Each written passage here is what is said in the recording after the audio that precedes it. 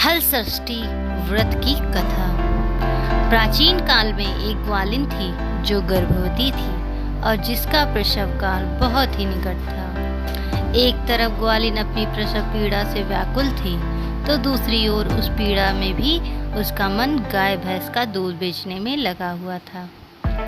ग्वालिन सोचने लगी कि अगर मेरा प्रसव हो गया तो फिर ये गौरस बेकार हो जाएगा।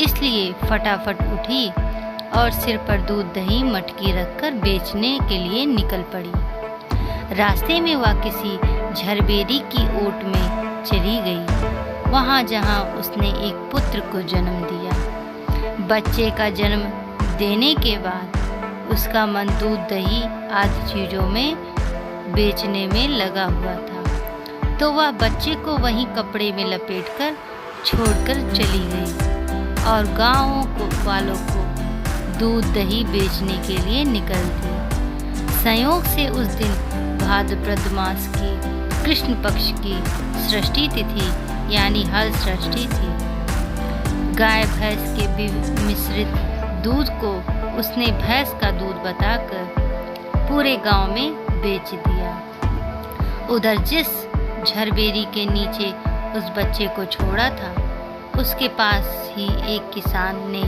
हल चला रहा था। अचानक से किसान के बैल भड़क गए और हल का फल बच्चे के शरीर में घुस गया, जिससे बच्चा वहां मर गया। मरे हुए बच्चे को देखकर किसान बहुत दुखी हुआ और उसने हिम्मत से काम ली। उसी झरबेरी के कांटों से ही बच्चे को टाक दिया गया और वहीं छोड़कर चला गया। जब ग्वालिन सारा दूध दही बेचकर अपने पास बच्चे के पास गई तो बच्चे को मरा हुआ पाया और बच्चे को इस अवस्था में देखकर वह समझ गई कि यह सब उसके पाप की सजा है। मन ही मन अपने आप को कोसने लगी और कहने लगी, अगर असत्य बोलकर दूध ना बेचा होता तो गांव की महिलाएं का धर्म भ्रष्ट ना होता और मेरे बच्चे की यह दशा ना होती।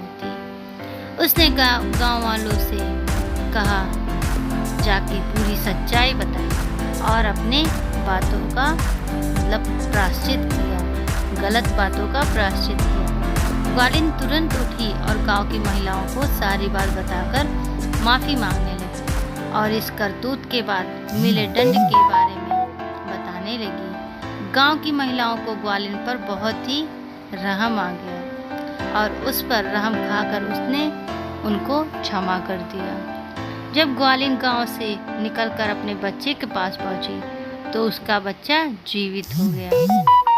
उसने ईश्वर का बहुत धन्यवाद किया और कहा, आगे से फिर कभी मैं झूठ नहीं बोलूँगी।